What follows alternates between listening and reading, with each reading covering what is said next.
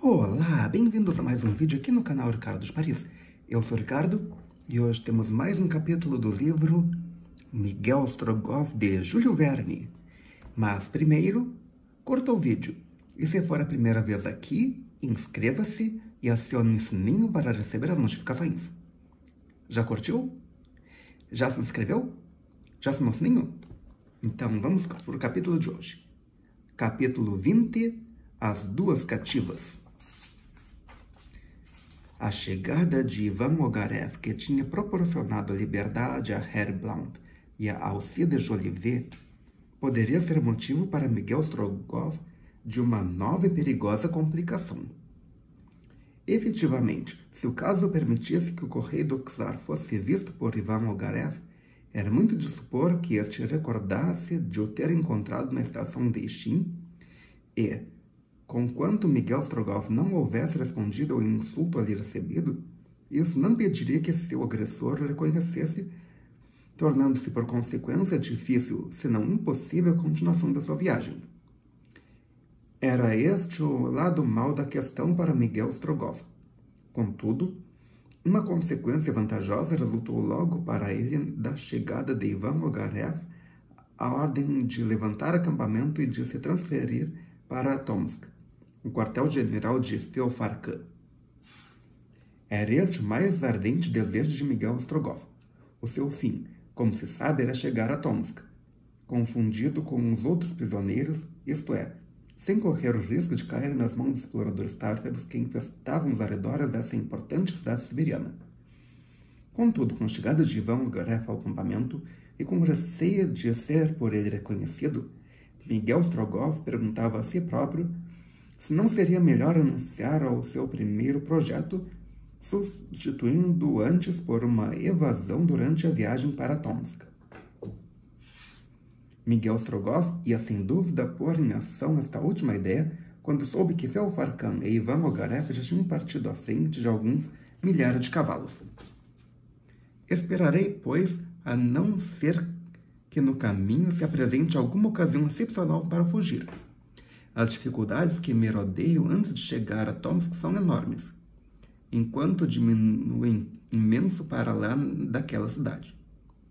Tudo está por mim, logo que eu possa em algumas horas atravessar os postos inimigos que se estendem na linha de leste. Ainda 3 dias de resignação e Deus esteja comigo.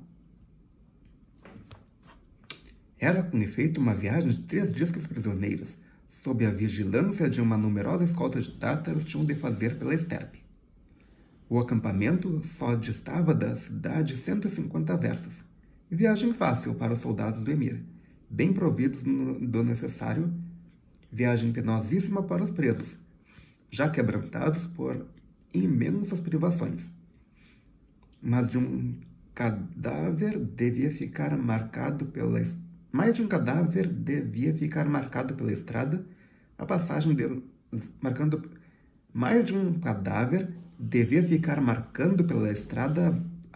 desses infelizes.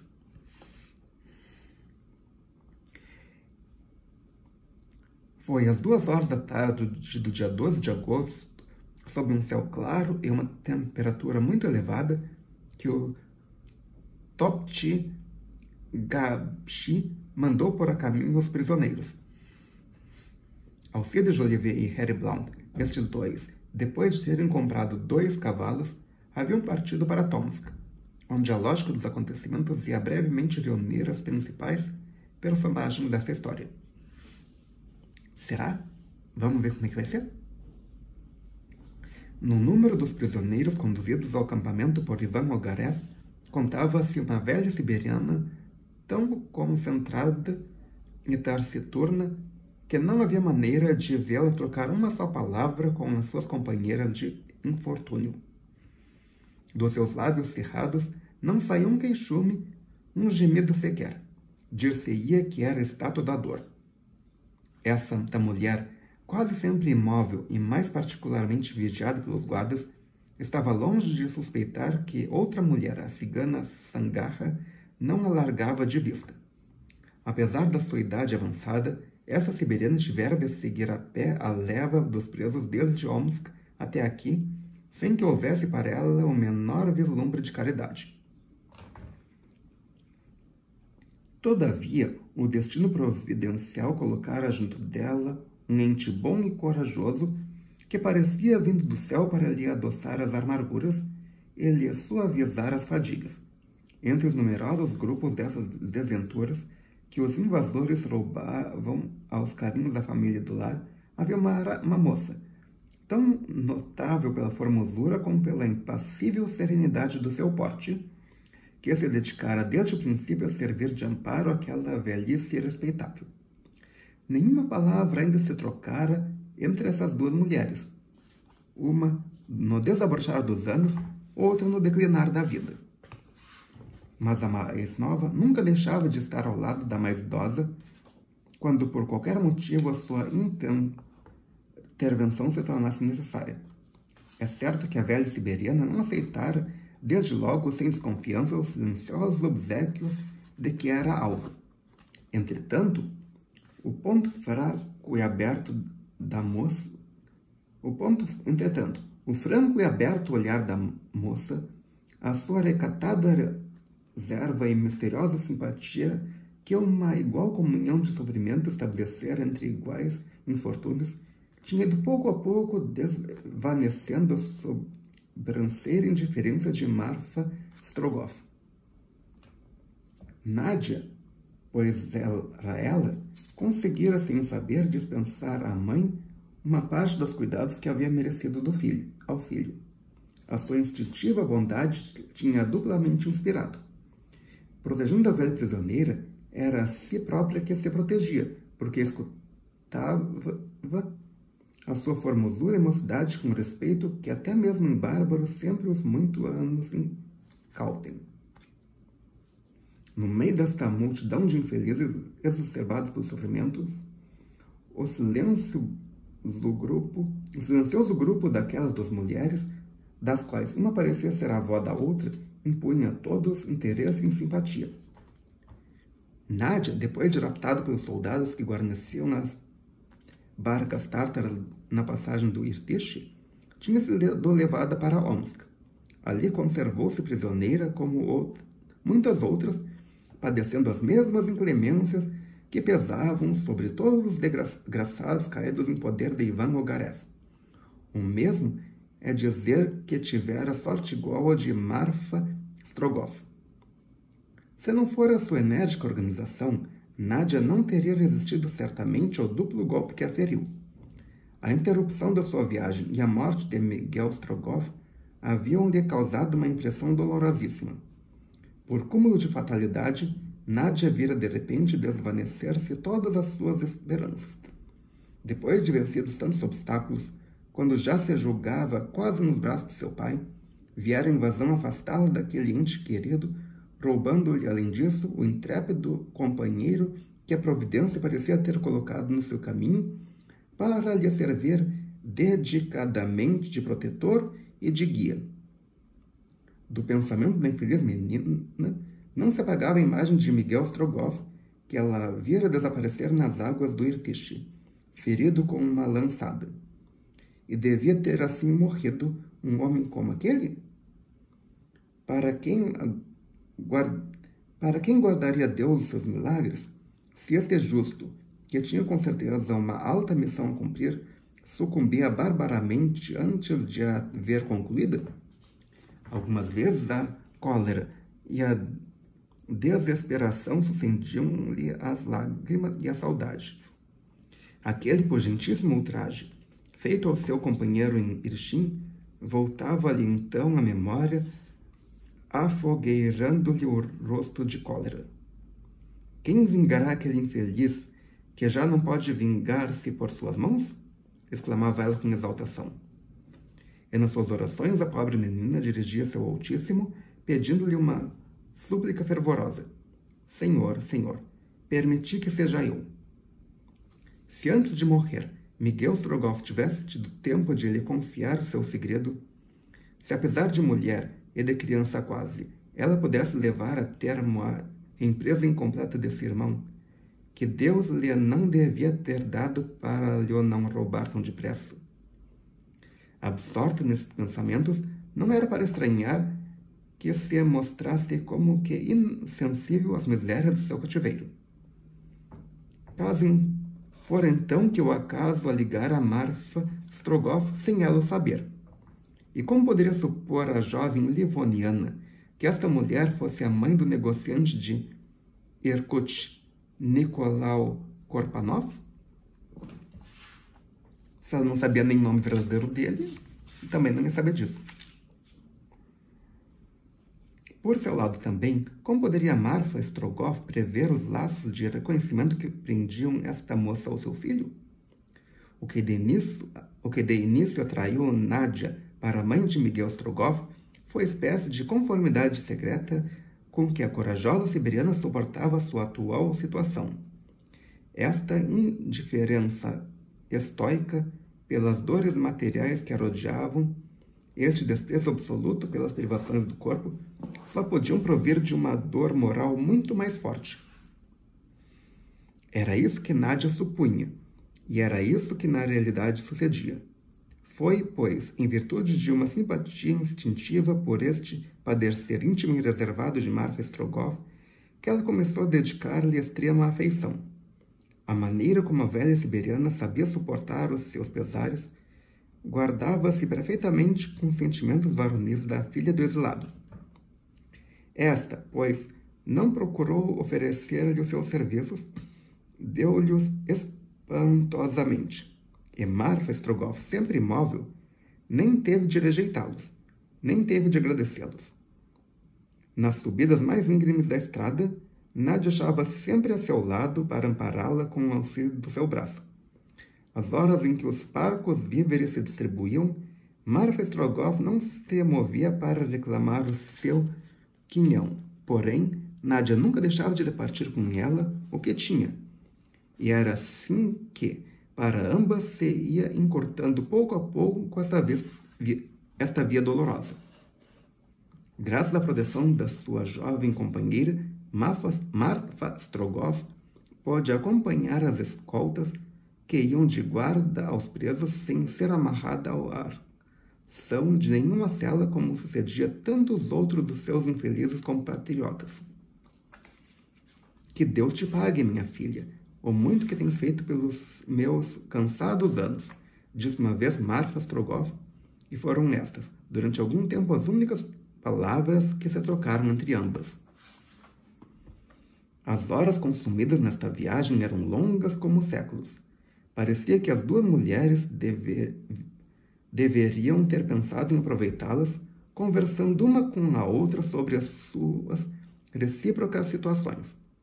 Entretanto, Maria Strogoff, por melindres fáceis de avaliar, só dissera até aqui algumas palavras, e essas mesmas de extrema concisão.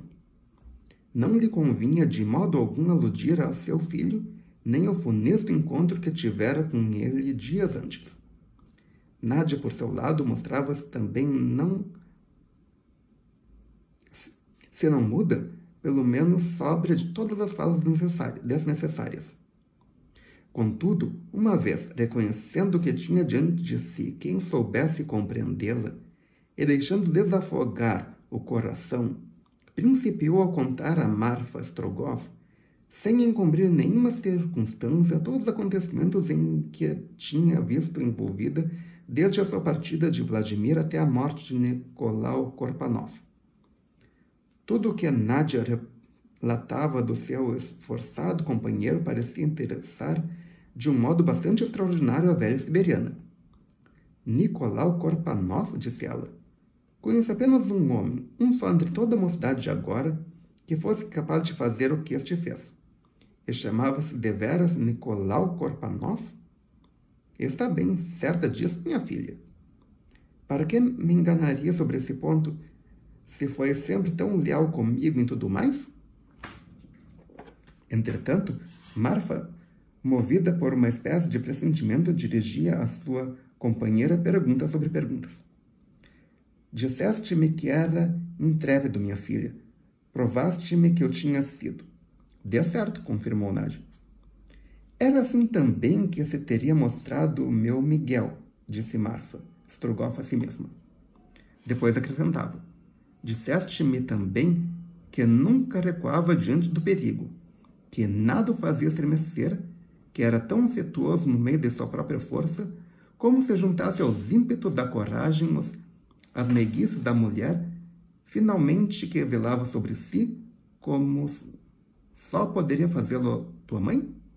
Assim foi, afirmou Nádia. Os extremos de irmão casavam-se nele com os afagos de mãe. E via-o sempre como um leão quando se tratava da sua defesa? Um leão, na verdade, confirmou Nádia. Um leão, um herói. Era o meu filho, só podia ser o meu filho, só podia ser ele, pensou mentalmente a velha Marfa. Disseste-me, porém, que ele suportou uma cruel afronta na estação de poça de Ixim? Assim foi, respondeu Nádia, baixando os olhos. Assim foi, balbuciou Marfa Strogoff, estremecendo. Não o condene, porém. Havia nas suas ações um mistério de que só Deus, essas horas, pode ser juiz. E, continuou Marfa, levantando a cabeça e olhando para Nádia, como se quisesse ler até no fundo da sua consciência. E nesta hora de humilhação, sentiste por ele algum impulso de desprezo? Admirei-o sem compreender, declarou Nádia. Nunca o julguei tão digno do meu respeito como naquele momento. Marfa calou-se como para concentrar seus pensamentos. Era alto? Perguntou. Era. E de boa aparência? Vamos, fala, minha filha. Tinha a beleza própria de um homem, respondeu Nádia, tingindo-lhes as faces de uma casta vermelhidão. Era o meu filho. Afianço-te que era o meu filho, exclamou a velha Marfa, beijando Nádia num transporte de júbilo. Teu filho? Exclamou Nádia perplexa. Teu filho? Vamos, minha filha, acaba a tua narração. Este companheiro, este amigo, este protetor, tinha mãe? Pois não tinha? E falava-lhe dela? Diz que não me engano. Você falava. Falava-me dela com o mesmo carinho com que eu falava do meu pai a todos os momentos. Ah, e como ele adorava sua mãe. Nádia, Nádia, a história que acabas de me contar é a história do meu filho, exclamou a velha siberiana. E acrescentou com sobressalto. Não te dizia ele que iria ver a sua mãe enquanto passasse por Omsk? Não lhe era isso possível, respondeu Nádia. Não? Exclamou Marfa. Ousas dizer-me que não? Digo, mas devo também acrescentar que por motivos especiais... Mas devo também acrescentar que, por motivos especiais, motivos que eu não conhecia, pareceu-me compreender que Nicolau Korpanov era obrigado a passar por Omsk sem se dar a conhecer. Sem se dar a conhecer? E é nesse incógnito a sua salvação, mas ainda a sua honra, o seu dever. Dever, na verdade, imperioso, tornou a velha siberiana. Um desses deveres que a tudo se sacrifica, mesmo a santa alegria de dar um beijo à sua mãe, o último talvez. Tudo o que tu não sabes, minha filha, tudo o que eu próprio ignorava, adivinhei-o agora. Fizeste-me ver tudo de repente. Mas a luz que lançaste nas trevas da minha alma, não posso eu transmitir a sua. O segredo do meu filho, esse segredo que ele te ocultou, cumpre-me a mim guardá-lo. Perdoa-me, Nádia, se não te pago em franqueza todo o bem que me fizeste. Eu nada te peço, minha mãe, interrompeu Nádia. Tudo se explicava para a velha Marfa. Tudo, até o indecifrável procedimento do seu filho na presença daquela gente que enchia a sala da estação de posta. Não podia duvidar por mais tempo de que fora o seu filho o companheiro de viagem concedido pela providência à jovem livoniana. E se ele lhe ocultava com tanta insistência o caráter oficial da sua missão, é porque há nisso algum segredo importantíssimo. Ah, meu querido filho, dizia Marfa Strogoff de si para si. Descansa que te não hei de trair. Que me importa os tormentos destes bárbaros? Nunca eles conseguirão que da minha boca saia a verdade. Marfa Strogoff poderia, com uma só palavra, compensar Nádia de toda a sua dedicação. Poder-lhe-ia dizer o seu companheiro, Nicolau Korpanov, ou antes, Miguel Strogoff. Não sucumbir nas águas do Irtish, visto que alguns dias depois lhe tinha ele falado em Omsk. Conteve-se, porém, limitando-lhe a dizer: espera, minha filha, a adversidade não há de sempre obstinar-se em persegui-nos. Pressagia meu coração de que verás ainda o teu pai, e quem sabe mesmo se aquele a quem davas o doce nome de irmão? Deus, todo misericordioso e bom, não podia permitir que se afogasse teu companheiro e protetor. Espera, minha filha, espera sempre. A esperança é o bálsamo dos que padecem. Faz como eu. O luto que trago não pode ser ainda o luto pelo meu filho. Tal era a situação em que reciprocamente se encontrava Marfa Strogoff e Nadia Orlik. A velha siberiana tinha acabado por compreender perfeitamente o retraimento de seu filho em Omsk, e se a jovem livoniana ignorava ainda que Miguel Strogoff estava vivo, sabia pelo menos os laços que prendiam o seu chorado companheiro àquela de quem se fizera voluntariamente filha. E no seu íntimo rendia graças ao Senhor por lhe ter concedido a alegria suprema de substituir junto da pobre cativa o filho que ela perdera. Mas o que nenhuma das duas podia saber é que Miguel Strogoff, surpreendido na estação telegráfica, fazia parte da mesma leva de presos que, juntamente com ela, se dirigia agora para Tomsk. Os prisioneiros trazidos por Ivan Ogarev tinham sido incorporados aos que o Emir já continha no seu acampamento. Estes desgraçados russos ou siberianos, militares ou paisanos, contavam-se aos milhares e formavam uma coluna que se prolongava na extensão de algumas verstas. Os que entre eles se apontavam por mais perigosos iam presos com algemas e uma comprida grilheta. Havia também mulheres e crianças ligadas ou suspensas ao arção das celas e desapiedadamente arrastadas pelas agruras do caminho. E assim as transportavam, como um rebanho humano, as vítimas sacrificadas aos horrores da invasão. Os soldados das escoltas obrigavam os presos a ir sob certa ordem, e retardatários só havia aqueles que no chão caíam para nunca mais se levantarem. Uma forma de dizerem que morreram. Desta forma, resultava o seguinte, que Miguel Strogoff, metido entre as primeiras filas dos que tinham largado o acampamento, isto é, entre os prisioneiros de Kolivan, não devia reunir-se aos que vinham de Omsk, seguindo as forças de Ivan Ogarev.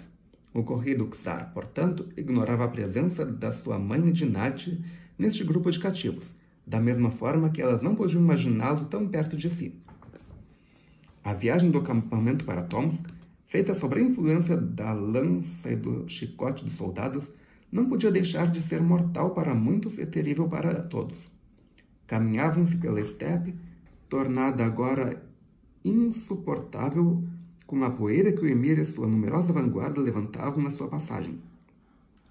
Havia ordem de marchar depressa, e eram raros os momentos concedidos para descanso.